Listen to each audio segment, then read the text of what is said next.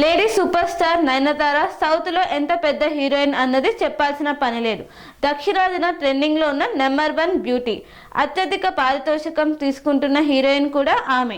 South లో ఉన్న పరిశ్రమలు ఆమెతో సినిమా చేయడానికి ఎంతో ఆసక్తి చూపిస్తాయి. స్టార్ హీరోలు సైతం ఆమె డేట్స్ కోసం క్యూలో ఉంటారు అంటే అతిశయోక్తి కాదు.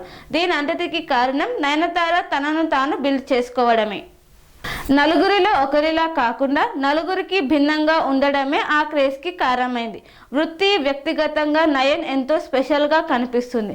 నటిగా మాత్రం భిన్నమైన స్ట్రాటజీతో అడుగులు వేస్తుంది. క్లాస్ మాస్ ఇమేజ్ని తెలివిగా బ్యాలెన్స్ చేయడం తనకు తెలిసినట్టు మరో నటికి తెలియదు. కోలీవుడ్ స్టార్స్తో నటిస్తూనే తెలుగులో సీనియర్ హీరోలకు జోడీగా నటిస్తుంది.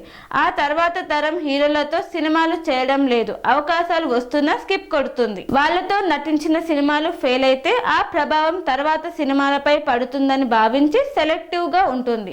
సీనియర్ హీరోల సినిమాలు ఫ్లాప్ అయినా ఆ ఇంపాక్ట్ తనపై పెద్దగా పడడం లేదు. ఫ్లాప్ క్రెడిట్ అంతా హీరో ఖాతాల్లోకే వెళ్ళిపోతుంది.